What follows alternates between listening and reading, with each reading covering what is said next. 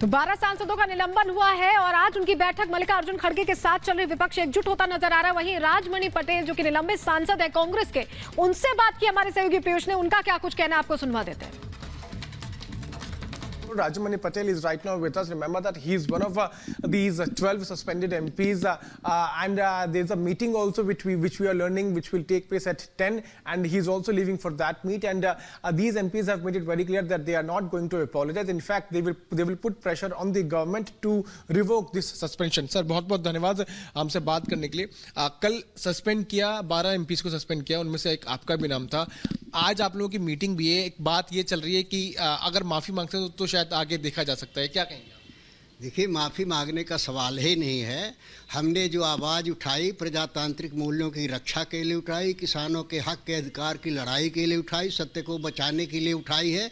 इसमें क्षमा मांगने का कोई सवाल ही नहीं है। क्षमा तो सरकार को मांगना चाहिए जिन्होंने झूठ को छिपाने के लिए संवैधानिक प्रावधानों की हत्या किया, प्रजातांत्रिक मूल्यों की हत्या किया और चुने हुए सदस्यों के अधिकारों पर कुठाराघात किया। किसानों से लगातार झूठ बोला, जिन्होंने कहा कि ये किसानों का आंदोलन है ही नहीं है, आतंकवादियों का आंदोलन है, खालिस्तानियों का आंदोलन है, आंदोलन जीवियों का आंदोलन है। तो फिर क्या ये माना जाए कि ये सरकार आतंकवादियों के सामने झुक गई है, बिल को वापस लिया है? इस सरकार ने कहा कि आंदोलन किसानों का नहीं है, हम चंद किसानों को नहीं समझा पाए इसलिए बिल वापस कर रहे हैं। तो इसका मतलब ये हुआ कि जब आप मानते हैं कि हिंदुस्तान का किसान इस बिल के समर्थन में है, चंद लोग इसके विरोध में है, तो आपने चंद लोगों की बात को मान करके बिल को वापस लिया। तो क्या माना जाए कि आपने बहुमत के किसानों के हितों की उपेक्षा की है? इन प्रश्नों का जवाब सरकार के पास कुछ नहीं है। इस वजह से सत्य को छिपाने के लिए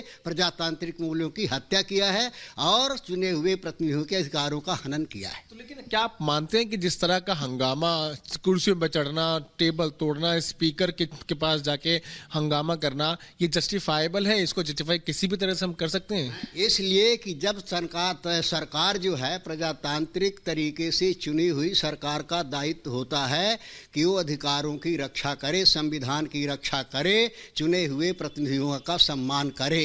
चुने हुए प्रतिनिधियों का भी काम है कि पार्लियामेंट में एक डेकोरम मेंटेन करें। आज प्रधानमंत्री ने भी जो है जब पार्लियामेंट सेशन शुरू हुआ तो उन्होंने यही कहा था कि डेकोरम मेंटेन करें, स्पीकर के चेयर की को रिस्पेक्ट करें।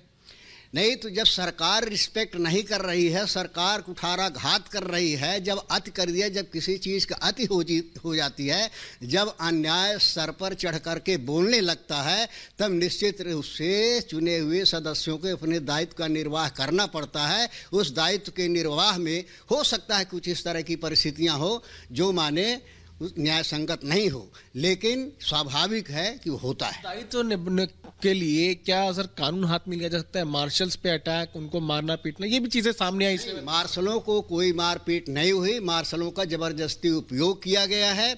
जब हम पैमाने चुने हुए प्रतिनिधियों को बोलने का अधिकार नहीं दिया गया, हम कोई विरोध तो सरकार का कर रहे हैं, हम सच्चाई सरकार के सामने लाना चाहते थे, उस सच्चाई को जब लाने नहीं दिया गया, हमको बोलने का अधिकार नहीं दिया गया, बिल सदन में पेश हुआ, वहाँ अपनी राय व्यक्त करने का अधिकार नहीं दिया, तो इससे बड़ा अप्रजातांत्रिक कदम क्या हो सकता है? मैं सरकार से पूछना चाहता हूँ। क्या रणनीति होगी आप लोगों की? रणनीति हमारी पार्टी है, हमारी पार्टी के नेता हैं, वो लोग तय करेंगे, जो तय करेंगे उसके आधार पर। माफी मांगने का कोई सवाल नहीं? माफी मांगने का सवाल ही उठता है, माफी तो सरकार को मांगना चाहिए। क्या आप ये भी सोच रहे हैं कि अगर सरकार आपका सस्पेंशन को वापस नहीं लेती है तो पूरे सत्र के लिए आप बॉयकॉट करेंगे सत्र को? नहीं, देखिए, तो सरकार का, हमारी पार्टी का निर्णय है, पार्टी क्या निर्णय लेती है। लेकिन जहाँ तक हमारा सवाल है, इस तरह से किसान के हित में, देश के हित में, गरीब के हित में कांग्रेस हमेशा खड़ी रही है और खड़ी रहेगी। इसके लिए जो भी कुर्बानी देने की जरूरत पड़ी है उसमें पीछे नहीं रहेंगे। सस्पेंशन अगर नहीं वापस होता तो क्या आप लोग धरना प्रदर्शन भी करेंगे पार्लियामेंट के पास? वो पार्टी जो भी स्टेप लेगी, पार्टी जो निर्णय। MP है, आपकी क्या व्यक्तिगत राय है कि क्या इसको? व्यक्तिगत राय है कि इस लड़ाई को माने लड़ना चाहिए, पार्टी निश्चित रूप से लड़ेगी।